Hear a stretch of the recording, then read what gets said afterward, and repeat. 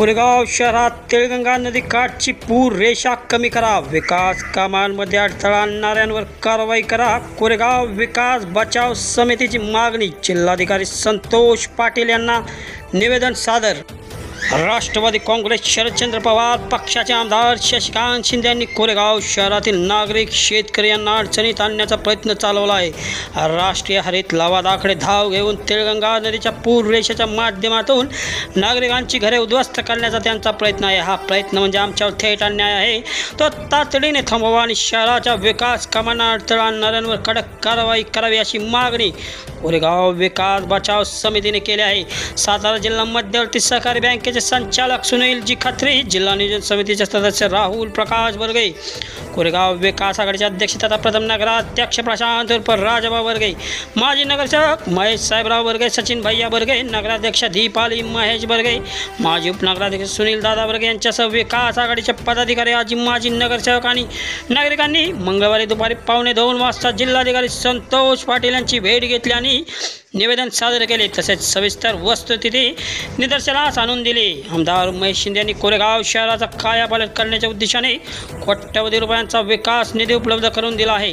त्या माध्यमातून शहरात सर्वदूर विकास कामे सुरू आहेत. मात्र ही विकास कामे डोळ्यात खुपत असल्याने राष्ट्रवादी काँग्रेस शरदचंद्र पवार पक्षाचे आमदार शशिकांत शिंदे हे विधिमंडळाच्या अधिवेशनामध्ये सातत्याने प्रश्न उपस्थित करून विकास कामांना खीळ घालण्याचा प्रयत्न करत आहेत.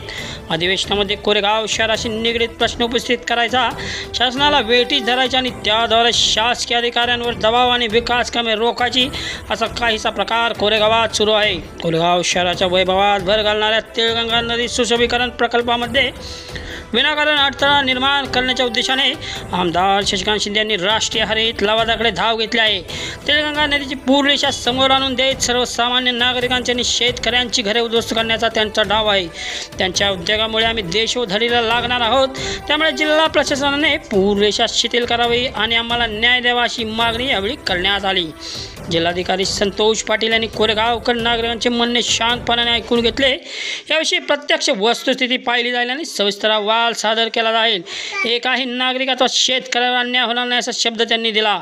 निवेदन देतेवेळी ॲडव्होकेट चंद्रशेखर बर्गे, केस बर्गे, सर्व ॲडव्होकेट शशिकांत क्षीरसागर, कृष्णराव बर्गे, ॲडव्होकेट अमोल भूतकर, बाबूजी बर्गे, माजी पंचायत समिती सदस्य रवींद्र भोवताळजी, संतोष बर्गे, नितीन बर्गे, काकासाहेब बर्गे, बांदाज बर्गे, सूरज बर्गे, उमेश जगताप, पृथ्वीराज बर्गे, महेश शामराव बर्गे, नगरसेवक साई प्रसाद बर्गे, सागर बिरकर, प्रीतम शाह, स्नेहल आवटे, संजीवनी बर्गे, शीतल बर्गे यांच्यासह अनिकेत सूर्यवंशी, अजय बर्गे, विजय घोरपडे, संजय दुबळे, राजेश बर्गे, राजेंद्र कुंभार, श्रीकांत मर्दा, अनिल डोंबे, विशाल भोकरे, कोबाळ गोरे, पोपटराव भिलारे, फिरोज काजी, फरदीन मुजावर, नौशाद शेख आदी उपस्थित होते. आज जे निवेदन देण्यात आलं ते नेमकं काय निवेदन आहे?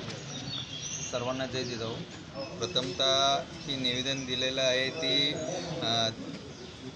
तीळ वडा याच्या संदर्भात आम्ही ते निवेदन दिलेलं आहे. आणि ती निवेदनामध्ये सगळ्यात महत्त्वाचे विषय आहे तो जो ब्ल्यू लाईन झालेली आहे. ब्ल्यू लाईनमुळं आमच्या घरांचं अस्तित्व नष्ट होणार आणि ब्ल्यू लाईन जर वाढली तर भविष्यात आम्हाला कुठलीही स्कीम किंवा घर बांधताना नगरपंचायत आम्हाला परवानगी देणार नाही. आणि याच्यासाठी आम्ही हे निवेदन देण्यासाठी आलो. आणि ब्ल्यू लाईन जर झाली, आमचे पूर्वज म्हणजे आमचे आजोबा असतील बरेच वर्ष झाले ते राहतात, त्यानंतर आम्ही राहतो आहे. आज तागायत आम्हाला कुठलाही पुराचा कोणताही धोका झालेला नाही. यासाठी आम्ही प्रशासनाला निवेदन दिलं की ब्ल्यू लाईन ही शक्यतो जितकी जास्त कमी करता येईल या संदर्भात आम्ही निवेदन देतो आहे. आणि भविष्यात जर ही ब्ल्यू लाईन नाही झाली तर आहे अशी जर राहिली तर आम्ही ह्याच्यापेक्षा मोठं तीव्र आंदोलन करू ही तुम्हाला गवाही देतो. मी नितीन विलासराव बर्गे. मी त्या ओढ्याच्या कटेला सगळ्यात जवळचं आमचं घर आहे. तिथे जेवढी जण आलेले आहेत ते सगळे नदीच्या काठाच्या राहणारे आहेत. आणि मी कुठल्याही राजकीय पक्षाचा कुठलाही हे नाही, मला कुठल्याही पक्षाचं कुठलंही घेणं देणं नाही. आम्हाला फक्त आमची घरं वाचवायसाठी आम्ही आज निवेदन दिलेलं आहे. आणि भविष्यात जर समजा ही जर ब्ल्यू लाईन जर आत नाही घेतली तर याच्यापेक्षा मोठं आंदोलन आम्ही नक्कीच छेडू. ही वड्याकाठच्या सर्व ग्रामस्थातर्फे मी हे जाहीर आव्हान देतो आहे. अजून एक पाहिजे. कोण बोलणार आहे का? आज जे निवेदन नेमकं देण्यात आलं नेमकं काय विषय? आज शशिकांत शिंदे साहेब यांनी विधान परिषद सदस्य यांनी जो विधान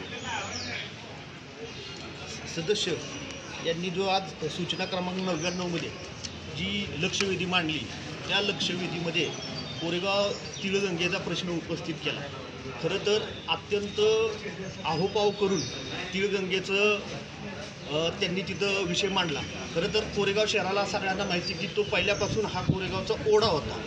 कालांतराने आम्ही त्याला तिळगंगा म्हणून सगळ्यांनी कोरेगाव शहरवासियांनी त्याला म्हणायला लागलो. आज तिळगंगेच्या माध्यमातून कोरेगाव शहरात विकास होत असताना तिथं तिळगंगेच्या साईडला नाले होते, ते नाले डायरेक्ट तिळगंगेत जाऊन दूषित होते. ते आज साईडनं त्याला अंडरग्राऊंड नाले आम्ही तयार केले, फुटपाथ तयार करायचं काम चाललं असताना मुद्दाम हा विकास निधी कुठंतरी खो घालण्यासाठी हे सूचना मांडली गेलेली आहे. आणि नक्कीच ह्याचा त्रास कोरेगाव शहरवासियांना बसणार आहे. खरं तर कोरेगाव शहराची रचनाच ही तिळगंगेच्या नदीच्या कडेला आहे. त्यांनी वेगळ्या पद्धतीने ह्या सूचना मांडून भविष्यातल्या कोरेगाव शहराच्या विकासाला खीळ घातली आहे. ह्याचा आम्ही कोरेगाववासीय आणि कोरेगाव विकास आमची आत्ताची आघाडी एक स्थापन झालेली आहे, त्यांच्यामार्फत सगळ्यांनी निषेध केलेला आहे आज. आणि कलेक्टर साहेबांना ह्या आमच्या असणाऱ्या अडचणींच्या संदर्भात तुम्ही लक्ष घालून योग्य ती मार्ग काढा आणि आम्हाला ह्या तिळगंगे नदीच्या विकास निधीला जो खो घालणारे आहे त्याला आमच्या बाजूनं सहकार्य करा ही एक निवेदन देणं. आणि कोरेगावात विविध कामांना जे अडथळा कायम चालू आहे त्याचप्रमाणे आज कचऱ्याचा प्रश्न जो कोरेगाव आमच्या प्रशासकीय लेवलला ज्या अडचणी येत आहेत त्यांच्यासाठी सहकार्य करण्यासाठी आम्ही सगळे कोरेगावातले ग्रामस्थ एकजुटीने आत्ता तिळगंगा नदीच्या सभोवतालच्या असतील आणि सगळेच असतील विकास हे सगळेजण इथं आलो आणि आम्ही